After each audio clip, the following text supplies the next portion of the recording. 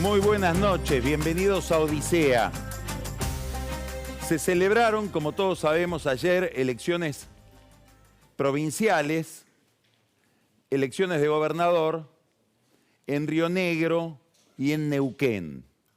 Son dos provincias que tienen un significado nacional, pesan en la vida del país. ¿Por qué? Bueno, en principio porque son provincias energéticas, sobre todo Neuquén es la provincia dueña de los principales yacimientos, principalmente de hidrocarburos no convencionales del país, Vaca Muerta, pero además son noticia muy frecuente por una película en cámara lenta que vamos viendo a lo largo de los meses, ya podríamos decir de algunos años, que es el conflicto mapuche, que es una novedad en la Argentina de los últimos años, que tiene distintos niveles de agresividad, distintos mensajes, distintos significados que pueden llegar hasta una reivindicación separatista. Eso también ocurre en esa área de la Patagonia. Por lo tanto, estamos hablando de provincias donde es importante, no solamente para los rionegrinos y los neuquinos, quienes son sus autoridades, sino también para el resto del país. ¿Qué mensajes podemos sacar de lo que pasó en Río Negro y de lo que pasó en Neuquén que puedan iluminar esos mensajes la vida política nacional? Me interesan dos números de Río Negro. 74% fue la participación electoral, el porcentaje del electorado, del padrón, que participó en las elecciones en 2019, en la anterior elección de gobernador, comparable con esta. ¿Qué pasó ayer? De 74 bajó a 67%. Quiere decir que se verifica en Neuquén, en Río Negro, no así en Neuquén, donde la participación fue bastante estable en los últimos 4 años, se verifica en Río Negro un fenómeno que está mirando todo el mundo, como un fenómeno que se vislumbra puede aparecer de nuevo en las próximas elecciones nacionales, porque ya lo vimos muy operativo, muy presente, el nivel de desentendimiento, de desapego de la gente frente a las urnas en las elecciones de medio término del 2021, especialmente en la provincia de Buenos Aires. Es decir, estamos hablando de un fenómeno general que registran las encuestas, que registran los encuestadores no solamente cuando van a ver los números, sino cuando trabajan, porque hay muchísima más gente que no quiere atender encuestadores, que no quiere hablar de política, que está enojada con la política y que se vería en este número de Río Negro, donde cayó mucho la participación electoral. Cuando uno habla con dirigentes del movimiento popular neuquino, que perdió en Neuquén, que esta es la novedad, ahora lo vamos a analizar bien el fenómeno, porque puede dar lugar a algunos espejismos, a ellos les llama la atención otra característica de la elección, y es que la gente la íbamos a buscar, estamos hablando de un partido, de un movimiento con mucho aparato político, de 60 años, que tiene capacidad de movilización de su base, de su electorado, dice, los íbamos a buscar y no se dejaban llevar. Es decir, había también como una reticencia a participar de una maquinaria donde esos neuquinos que votan fielmente o votaban fielmente al MPN, esta vez se resistían a formar parte de ese juego. Hay algo interesante que puede tener un significado o que nos hace pensar en otras provincias, y es que las fuerzas nacionales parecen no tener mucho predicamento en estas elecciones locales. En ambos casos, Bretilnec, que es alguien que viene del Frepaso y que armó su propio partido en Río Negro, parece no estar alineado él a ninguna corriente nacional más allá de sus afinidades con el kirchnerismo, pero no está inscripto ahí, armó su propia coalición. Y lo mismo pasa con Rolo Figueroa, que es el que gana la elección de Neuquén podríamos decir derrotando al movimiento popular neuquino, lo podríamos decir de manera contundente, si no fuera porque el mismo Figueroa es un desprendimiento del movimiento popular neuquino. Ahora vamos a ver esto. Si uno mira a la luz de estos dos grupos, el que gana en Neuquén y el que gana en Río Negro, los proyecta sobre el Congreso Nacional, forman parte de un conglomerado. Antiguamente a eso se le llamaba irónicamente el barrio chino de la Cámara de Diputados, fracciones minoritarias donde hay misioneros, donde está la gente de La Baña, donde están los partidos de izquierda, donde hay diputados solitarios, uno de Tucumán, por ejemplo, otro neuquino, ahí está Figueroa, por ejemplo, ahí está la gente de Beretilnec, es decir, no forman parte de ninguna de las corrientes que han polarizado la política argentina en los últimos años. Y se da un fenómeno en espejo con esto, que está de la mano de este otro dato, y es que los partidos nacionales, los liderazgos nacionales, han ido a apoyar candidatos que no son los que apoyaron aquellos que están con los cuales se alineó su propio partido en la provincia. Y esto genera discusiones. De hecho, el gobierno nacional tiene a un rionegrino importante en sus filas, que es el ministro de Justicia, Martín Soria, hijo de un gobernador y dirigente de Río Negro importante del peronismo tradicional, y sin embargo el kirchnerismo, con Cristina Kirchner a la cabeza, fue a apoyar a Beretilnec, que no es un candidato de su partido, orgánicamente hablando. Y la discusión se dio más en Neuquén, donde por conflictos internos de Juntos por el Cambio neuquino, termina Figueroa teniendo la adhesión de Rodríguez Larreta, probablemente la más enfática, de Mauricio Macri, que tuvo algún ruido al final de la carrera con Figueroa, cuando Figueroa terminó dando quórum para favorecer a Sergio Massa en la votación de la última moratoria previsional. Menos apoyo de Patricia Bullrich, que a último momento salió a sumarse con la victoria y desde el propio Neuquén le dicen, mira Patricia, vos estabas en otra película, estabas con Juntos por el Cambio, que en realidad rodeaba al candidato radical, Gabriel Chervi. Aún así, es difícil encontrar fotos de Figueroa con Larreta o con Macri. Tampoco ellos están con Pablo Chervi, el candidato radical, con el que sí estuvo Martín Lustó.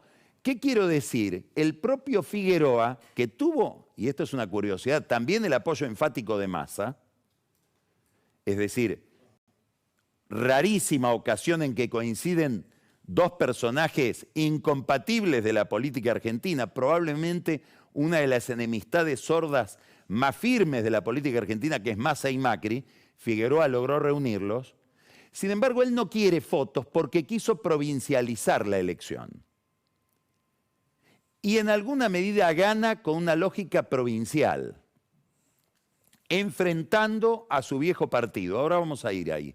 Pero me interesa esto de la provincialización, porque es la forma en que las dirigencias provinciales, también las del peronismo, en muchas provincias, expresan el mismo desencanto que expresa el electorado en las encuestas respecto del proyecto nacional de su partido. Es decir, los electores, los votantes, los encuestadores le preguntan y dicen, la verdad que no tenemos ganas de participar en política, estamos alejados de la política no la entendemos y no nos da respuesta. La forma en que eso se expresa en un gobernador es cuando adelanta las elecciones y dice, no vengan acá de Buenos Aires, queremos hacer una elección de nuestra propia discusión, en nuestros propios términos, porque tampoco nosotros tenemos nada para ofrecer a nuestro electorado del producto que nos traen desde la capital. Es decir, pareciera que también en la dirigencia se reproduce este desapego respecto de las grandes corrientes nacionales y de lo que ellas expresan a nivel discursivo y como propuesta de gobierno.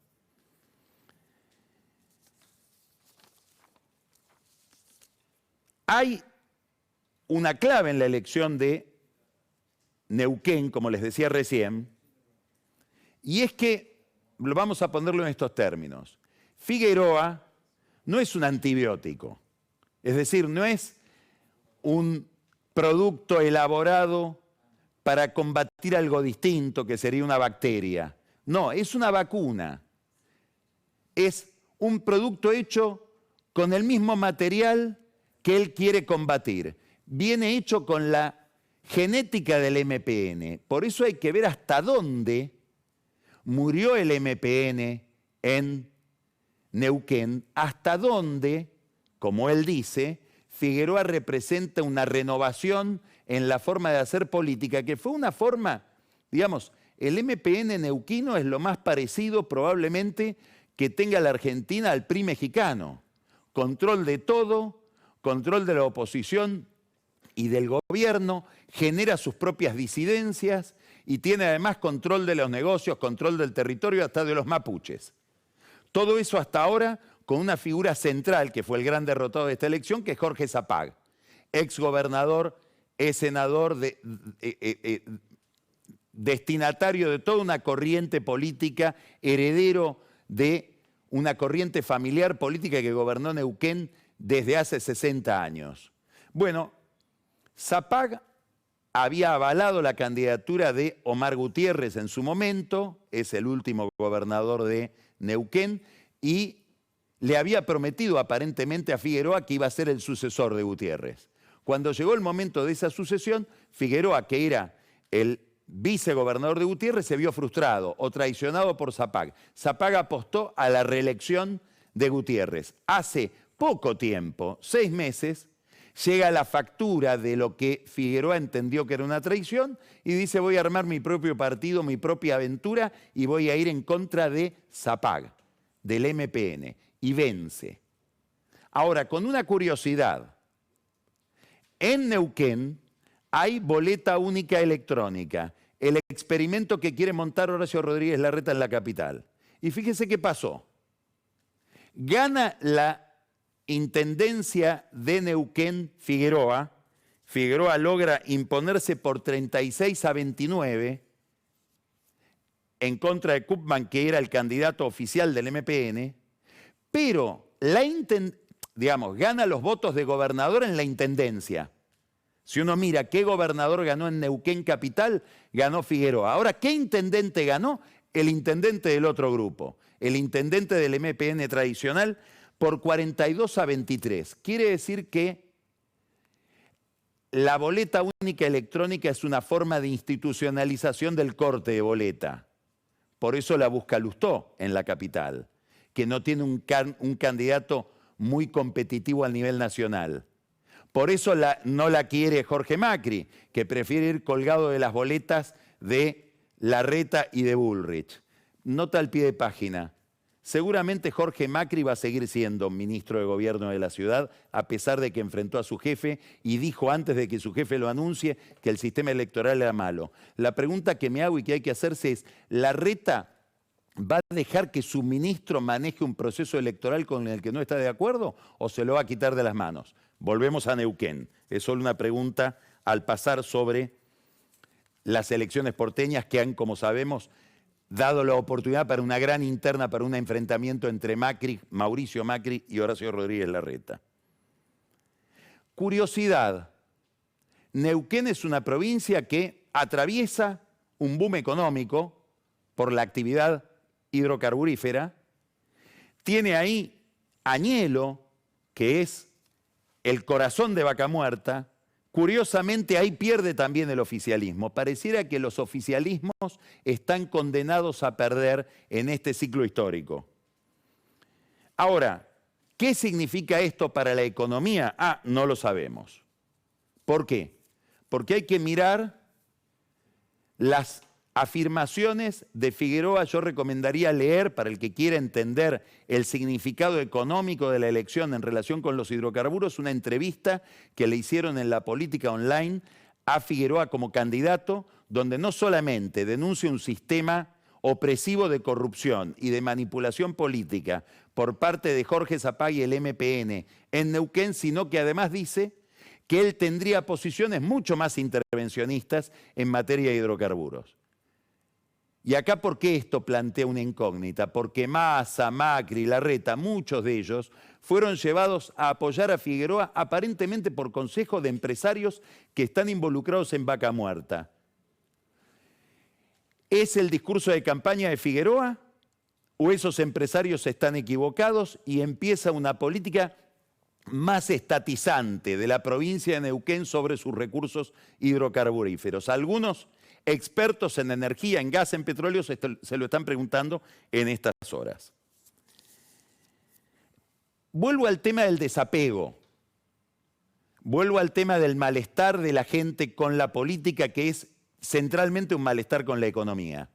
Y esto nos lleva a un problema que es el contexto económico que se está agravando día a día y que pone a la economía de Sergio Massa en una especie de callejón sin salida, de callejón dramático.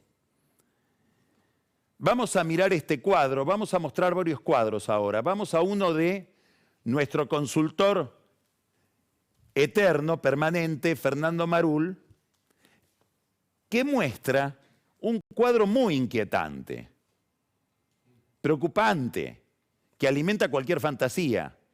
Compara los meses de noviembre y diciembre del 88, es decir, los meses previos, las vísperas de la hiperinflación que se desata en abril del 89 y se profundiza en mayo del 89, estamos hablando finales del gobierno de Alfonsín, con estas inflaciones de masa de ahora.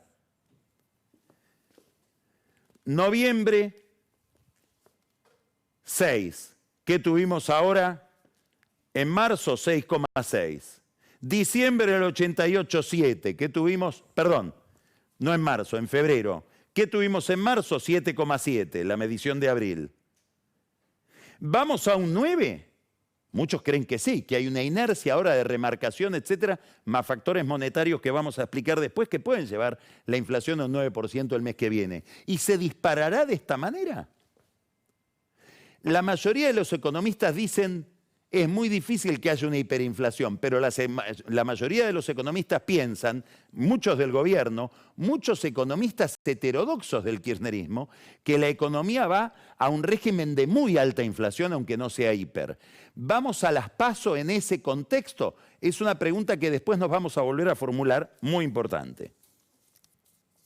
Acá hay un cuadro, otro, de Alfonso Pratgay, al que también recurrimos muy frecuentemente, es muy imaginativo para sus presentaciones gráficas. Dice lo siguiente, Pratgay en su tweet, Remes-Lenikov, él está mostrando las inflaciones que dejó cada ministro de Economía de la historia reciente de la Argentina en el último mes de gobierno. Entonces, por ejemplo, lo tenemos a Peirano, que debería ser un prócer hoy, con menos 0,4 de inflación, menos 4 décimas, deflación. Sigue, el propio Pratgay está ubicado acá. A ver, vamos a mirar el cuadro solo. Acá lo tenemos. Pratgay 1,2, Labaña 1,2, Lustó 3, y lo tenemos acá a Remes, que sería el maldito, 10,4. Antes de Remes, el último mes de Massa, 7,7. Es el penúltimo. Y acá viene lo interesante de la comparación de Pratgay. Él examina el significado de Remes con el significado de Massa y los presenta como contrafiguras a pesar de estar juntitos acá. ¿Qué dice? Remes-Lenikov, dicho sea de paso, acaba de publicar un libro de memorias de cómo él desarmó la bomba que había dejado la convertibilidad, libro muy recomendable de Remes, que además cuenta mucho en sus memorias. Remes, esta inflación de Remes se explica en que encaró los problemas con mucho coraje, facilitándole la tarea a su sucesor. Se encargó del problema, produjo el sinceramiento y se tuvo que bancar esta inflación como producto de la bomba que estaba desarmando. Massa patea todos los problemas para adelante, dice Pratgay. complicándole la vida a su sucesor, al revés de Remes. Y concluye, como una especie de silogismo, Massa es un Remes al pedo. Debe estar enojado Pratgay porque no suele decir malas palabras, pero se ve lo escribió, el cuadro le inspiró bronca, evidentemente. Hay una inercia entonces inflacionaria difícil de controlar, que es el signo de este tiempo y que plantea un gran interrogante sobre el destino electoral del oficialismo. Es lo que hace pensar que es muy difícil revertir esta dinámica y que por lo tanto es muy probable que vayan a una catástrofe electoral. Después vamos a volver sobre esto. Ahora, ¿qué es lo que le preocupa a los que están al frente del comando electoral, de la consola electoral, de los distintos frentes de todos que conviven hoy en el gobierno, en esa oposición al gobierno que sería Cristina, la Cámpora, etcétera? Esto otro, que es un cuadro que también hizo Marul. ¿Qué muestra este cuadro? Mira qué interesante. Este cuadro es la cantidad de votos del Frente de Todos, que pasa de 2019 en 48% a 2021 34%, esta caída, y el ascenso de la pobreza. Y dice, Marul piensa así, si yo mantengo esta proporción entre aumento de la pobreza y caída de las elecciones, bueno, es muy probable que matemáticamente, no políticamente, obviamente, sobre esto después vendrán los candidatos, los argumentos, la publicidad, la campaña, pero si dejáramos los números funcionar solos, si fuera solo una cuestión aritmética, el gobierno tendría que ir a una elección del 25%. Es de temer. Esto en un contexto de falta de dólares que plantea otros problemas. Es inflación con falta de dólares que hace que Massa tenga que ir produciendo estas devaluaciones segmentadas por sector para el campo, para las economías regionales. Hay una para el sector textil que no se entiende muy bien por qué ese sector. Están los que cariñosamente, como hay un empresario simbólico del sector textil, lo llaman el dólar Karagosian, son devaluaciones segmentadas que tienen una principal finalidad, que Cristina no entienda del todo que él está devaluando, porque Cristina prohíbe la palabra devaluación y mucho más la acción de la devaluación. Ahora, esto genera un negocio espectacular para mucha gente. ¿Por qué? Porque el Banco Central vende dólares baratos y compra dólares caros. El que va a buscar dólar oficial compra un dólar barato y el sector, por ejemplo, sojero, que vende su soja, adquiere del Banco Central un dólar caro. La diferencia se compensa con emisión monetaria. Por eso no es solamente un problema de remarcación de precios comercial el que está motorizando la inflación, sino que hay también un fenómeno monetario detrás que al gobierno le cuesta mucho más verlo. No hay que sorprenderse por esto, porque es lo mismo que hizo Massa con los bonos. Compró bonos cuando estaban a 35 y los vende a 25. Y en el medio alguien hace una diferencia de 40%, que es más o menos la misma diferencia que hay con el tipo de cambio. Pareciera que hay una producción de negocios del 40% del Ministerio de Economía para sectores que hacen esos negocios.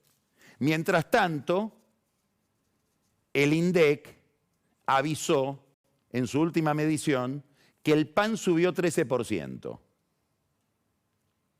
Y la yerba mate anda por ahí, y si no, miren el tuit que emitió Alicia Castro, diciéndole a Alberto Fernández si conoce el precio de la yerba mate. Acá la tenemos a Alicia Castro. Se dirige a Alberto Fernández. Salga a comprar una lechuga y 1 kilo de yerba, don Alberto Fernández, antes de seguir hablando pavadas. Casi que me dan ganas de defenderlo a Alberto, porque es agresiva, ¿eh? No ha habido otro gobierno más inoperante que este para controlar la inflación y la especulación con el precio de los alimentos.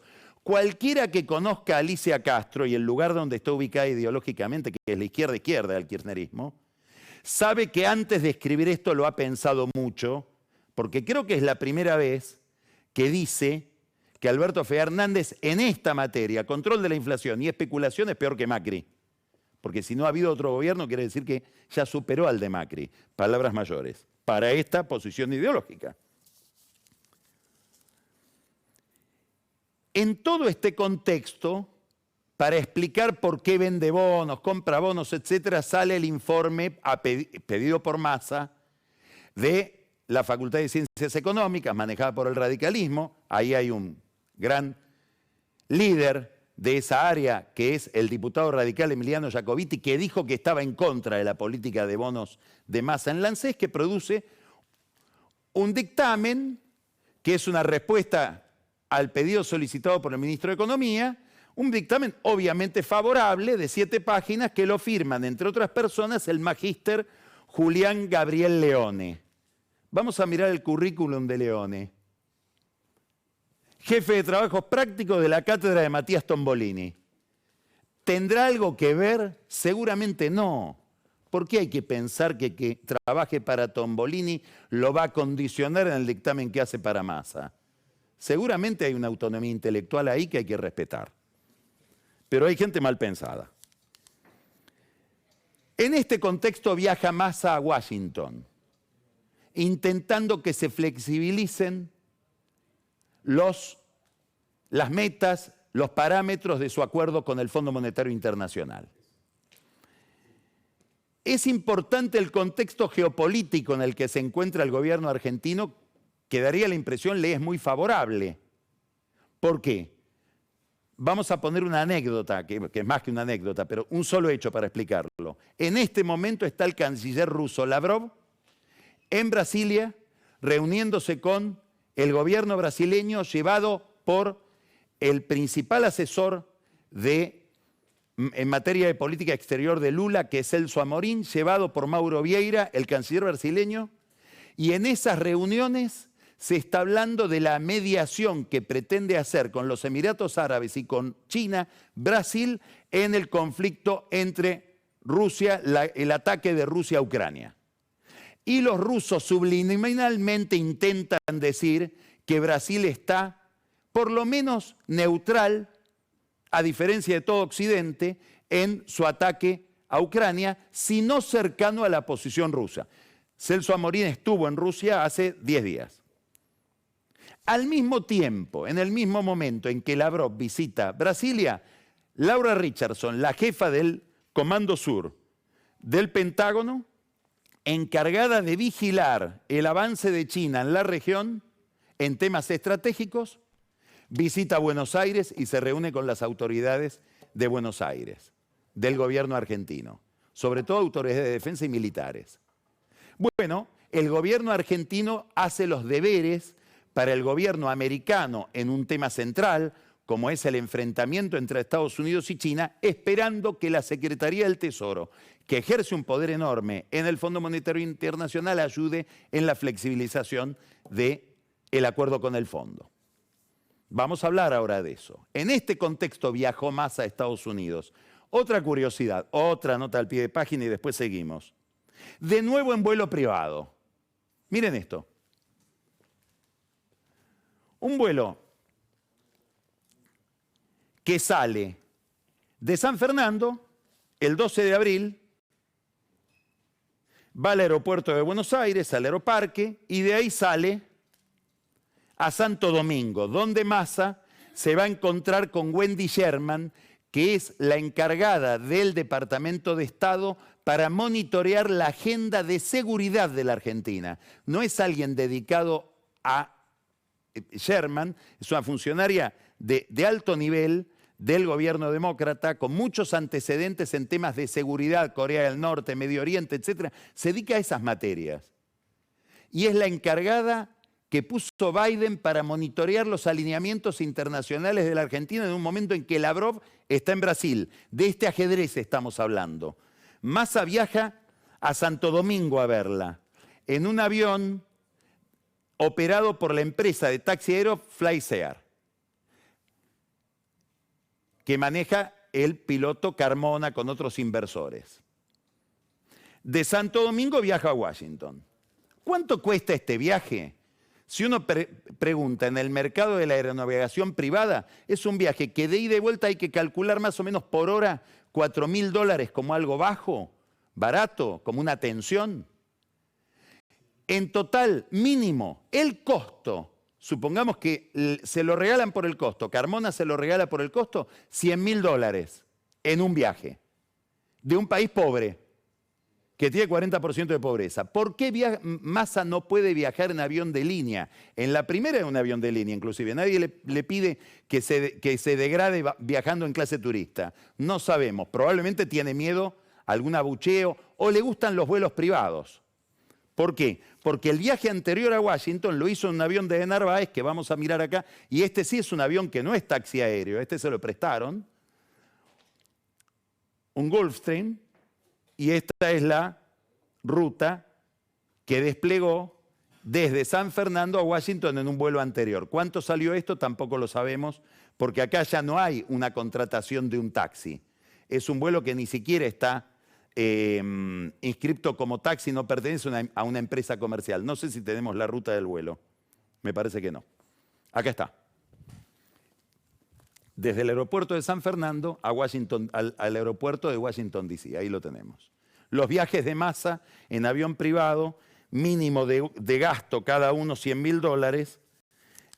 Alberto Fernández inauguró la semana pasada, en los últimos días, la última terminal del aeropuerto de Ezeiza, espectacular. Dijo, esta es la gran inauguración, he hecho mucho por los aeropuertos, cosa que es cierto, porque además hizo la pista del aeropuerto del Aeroparque Metropolitano, y dijo, pero ojalá se use poco para que los argentinos no consuman muchos dólares viajando al exterior. Que le hable de Massa.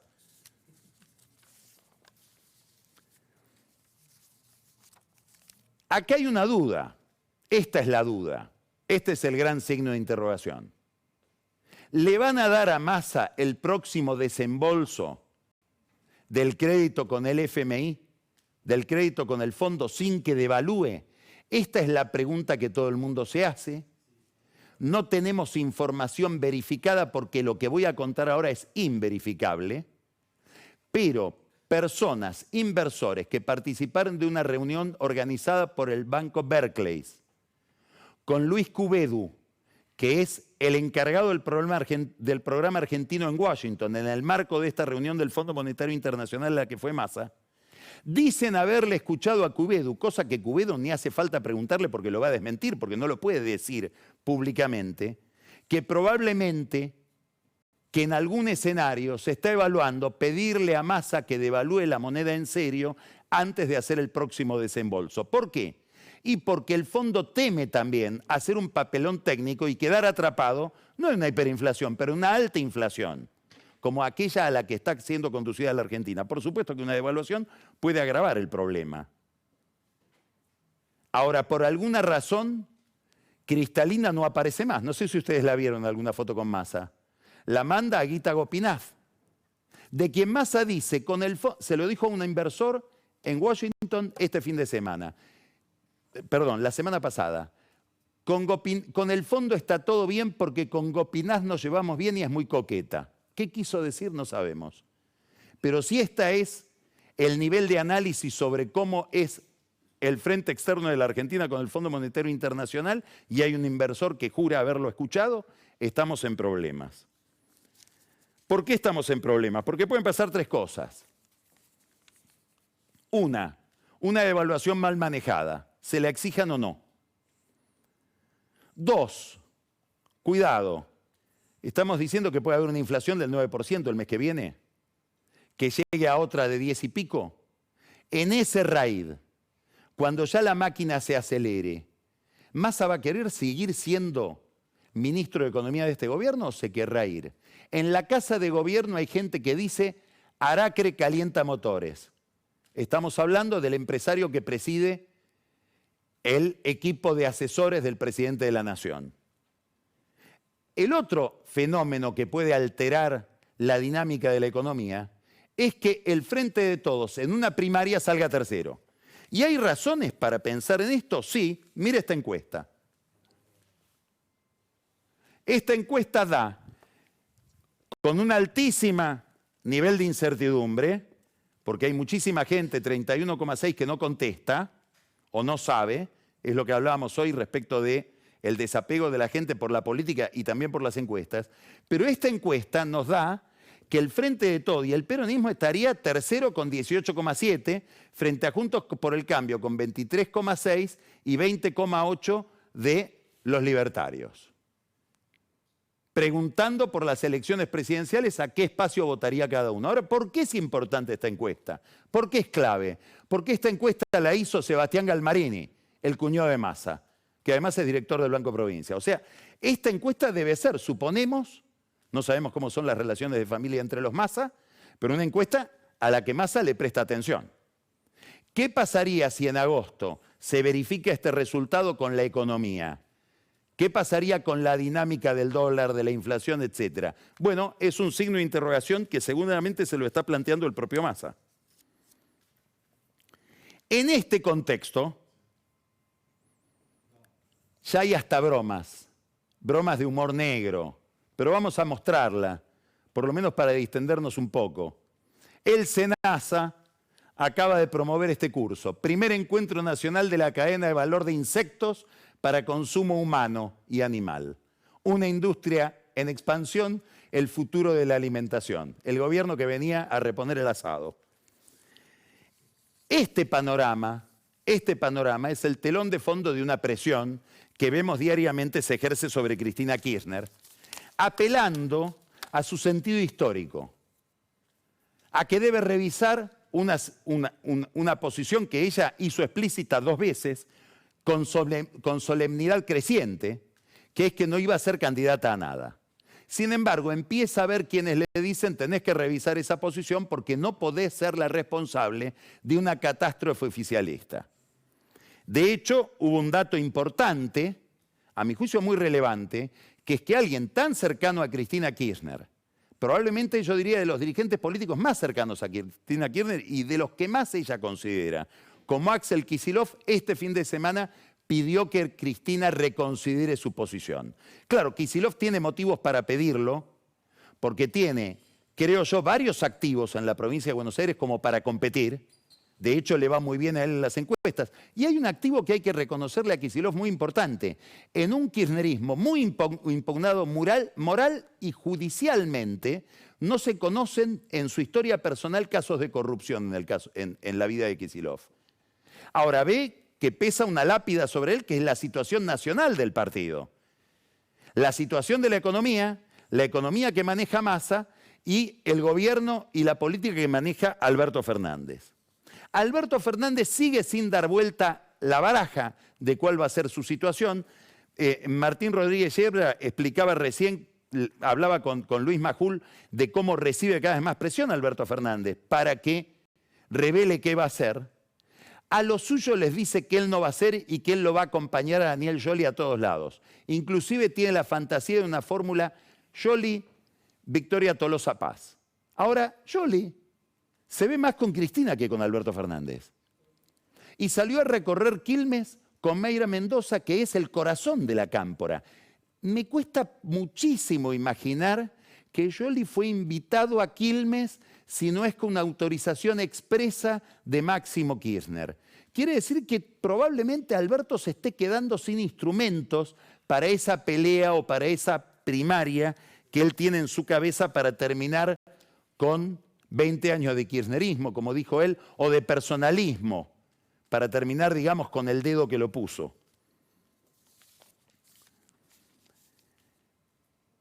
Sucede hoy en el oficialismo lo que sucede en todo grupo humano desesperado por estar en un callejón dramático, y es que las estrategias empiezan a ser invertebradas.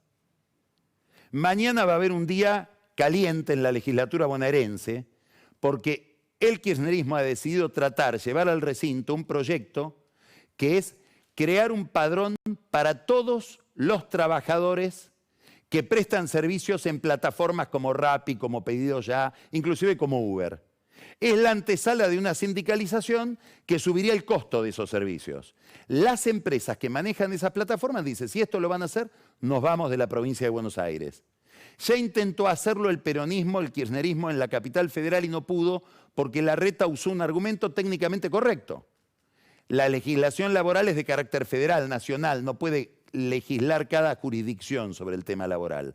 Pero esta es una discusión que se va a dar mañana. Miren la convocatoria de los repartidores que van mañana a la legislatura diciendo defendamos nuestra fuente de ingresos. No están diciendo nuestros puestos de trabajo, porque ellos se ven a sí mismos como un remisero que tiene un convenio de prestación de servicios, pero no un contrato laboral con la agencia de remises. La provincia de Buenos Aires quiere cerrar las aplicaciones. Vamos a ver qué efecto electoral tiene esto, pero me parece que mañana empieza otra película en la provincia de Buenos Aires. En la misma legislatura, después lo va a comentar Daniel Vilota, que ha seguido el tema, Massa tuvo una mala noticia hoy porque finalmente y correctamente, y hay que reconocer acá el mérito de la primera que puso el dedo en la llaga, Elisa Carrió, fue destituido el fiscal Escapolán acusado de integrar una banda de narcotraficantes con policías. Ahí el tema salpica obviamente a Massa, que lo protegió. Solo una persona votó en contra de la destitución de Escapolán, una diputada, una legisladora del Frente Renovador de Massa.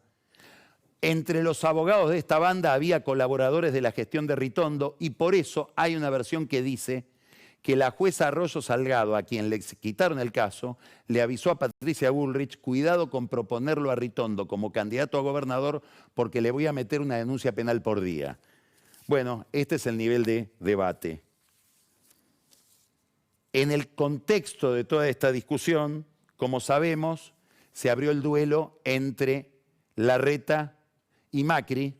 Ahora vamos a hablar con una experta en el comportamiento, la trayectoria, las disputas, la oferta del centro derecha en la Argentina. Es Mariana Gené, que viene de publicar un libro con Gabriel Momaro. Ahora vamos a hablar de ese libro y de las internas de Juntos por el Cambio. Y después vamos a seguir.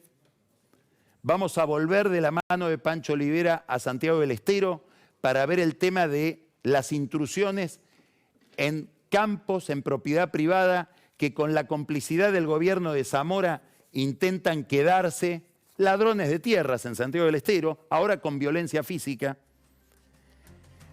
Daniel Vilota, como les dije, nos va a hablar del veredicto del caso Escapolán, pero va a entrevistar al candidato del oficialismo paraguayo que libra sus elecciones el 30 de abril. Con él vamos a hablar de qué significa este alineamiento de Brasil, este alineamiento de Argentina, la presencia de los chinos y la presión de Estados Unidos en temas de corrupción, como acaba de ocurrir en Paraguay desde el año pasado. Después nos vamos a encontrar con Ana Iparraguirre, nuestra experta en campañas electorales, y va a hablarnos de un tema muy interesante, que a lo mejor se toca en algún plano con esto de los repartidores. ¿Cómo votan los jóvenes? ¿Cómo están viendo los jóvenes la política? Y Camila Perochena nos va a presentar un libro que es noticia en sí mismo, más allá de su contenido. La Iglesia Católica acaba de sacar un libro que se llama, lleva por título una frase evangélica, La verdad os hará libres. Y es un libro de la Iglesia Católica, de la Universidad Católica, promovido por el episcopado, contando el rol de la Iglesia durante la dictadura militar, durante el terrorismo de Estado. Y quédese al final de todo porque Camila Perochena nos va a traer,